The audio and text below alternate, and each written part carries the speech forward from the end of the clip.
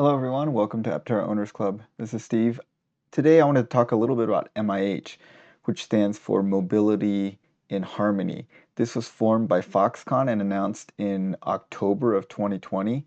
And basically they started a software and hardware open platform for electric vehicles in November, in October 16th of 2020. And why are we interested in this? It's because two of our favorite EV companies are members of MIH. So if you look at the MIH members directory, if you look down here, Elaphe Propulsion Technologies is one of the members.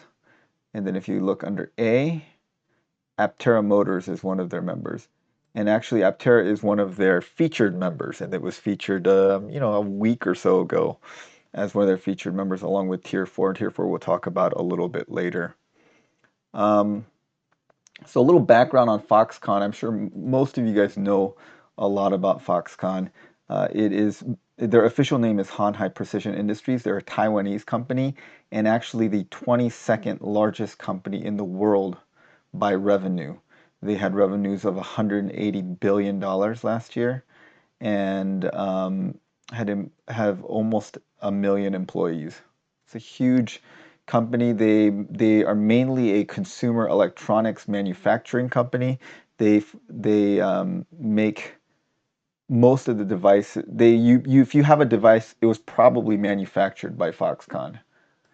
Their partners are Amazon, so all of those Amazon Echo Dots and all their tablets, those are all manufactured by Foxconn.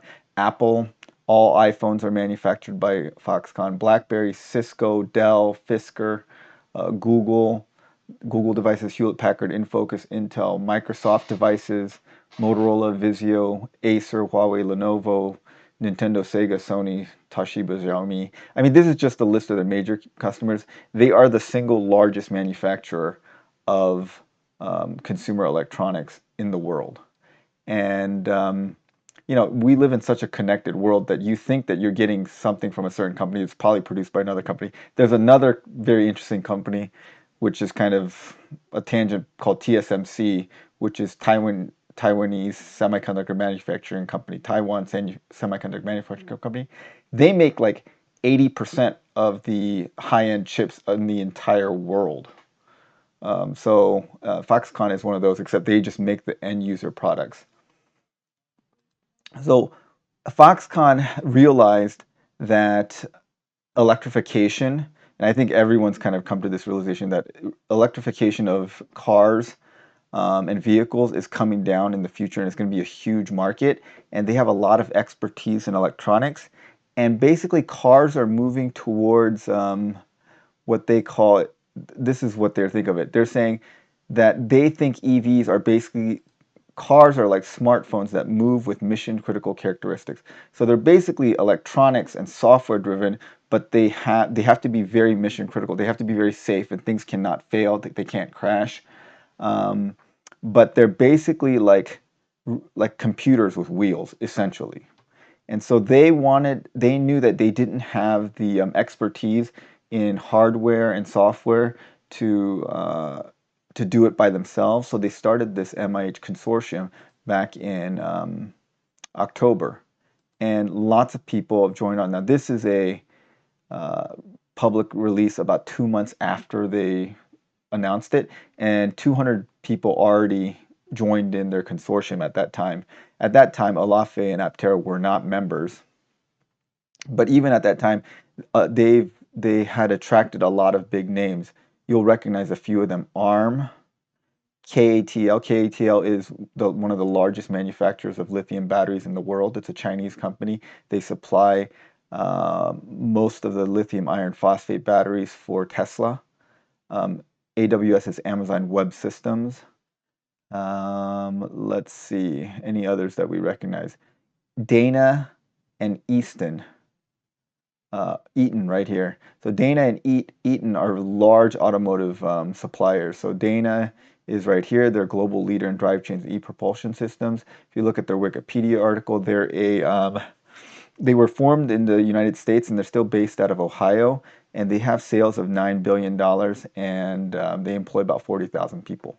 So they're a very large supplier, And then Eaton is another large company that supplies a bunch of parts for cars and other industries as well. They're an even larger company. They were started in the United States. They have sales of 18 billion. They're headquartered in Dublin, Ireland, probably because of the tax benefits of being incorporated in Ireland. Apple used to have a ton of money in Ireland just for the tax benefits for a while. Anyway, this is a company with almost 100,000 employees, similar to the number of employees that Tesla has. So these are large companies.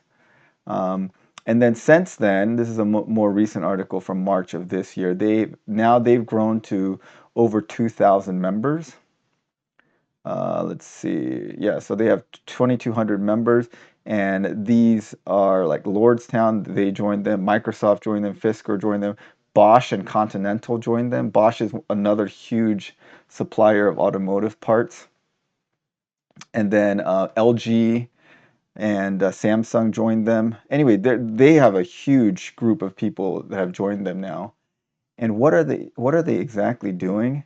They're basically this is their homepage, and let's watch their little uh, what should I say, their intro video together really quick. The automotive industry is moving faster than ever before. It presented opportunities as well as challenges. With electrification and new technologies on the horizon, new players are emerging and eager to innovate. At MIH Consortium, we are creating an open EV ecosystem to bring strategic partners together to realize key technologies for the autonomous, connected, software-defined, and electrified future of mobility. We will develop reference designs and standards in our working and interest groups. We bridge the gap between members in the ecosystem with market insights, certification training, and intellectual property consultation, and much more. Together, we will lower barriers to entry, accelerate innovation, and shorten development cycles.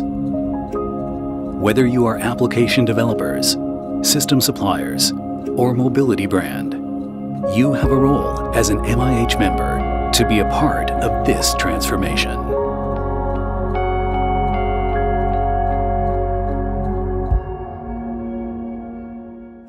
Okay, so basically, they're making this.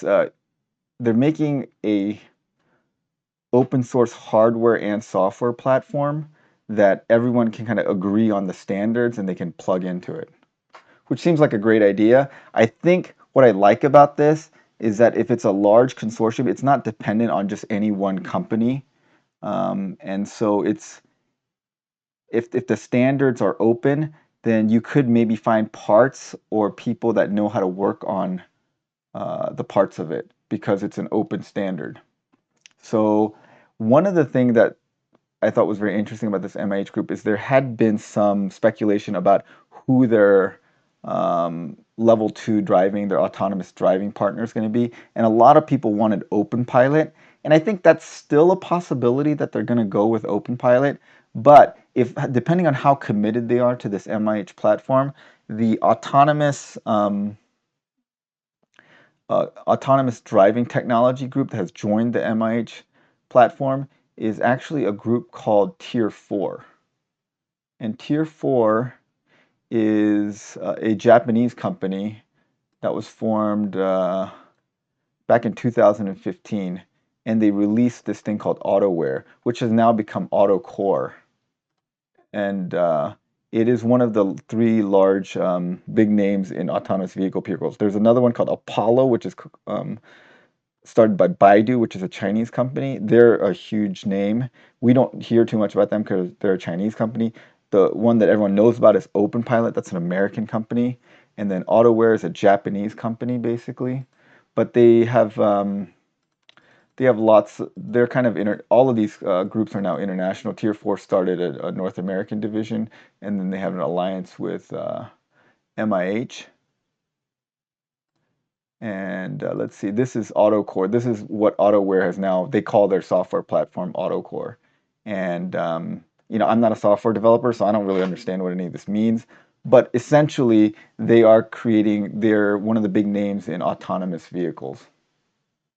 So it's possible that this is the autonomous vehicle structure that Aptera is going to end up using, is this AutoCore by Tier 4, because they're their partners. And what this consortium allows is not only standardization of parts and software and the software stack they're going to use. It allows access to a lot of different suppliers, because if you're part of this consortium, you get to meet each other, you get to network, and also you've agreed on a standard. Like, your parts will work with each other. So it gives access to a supply chain.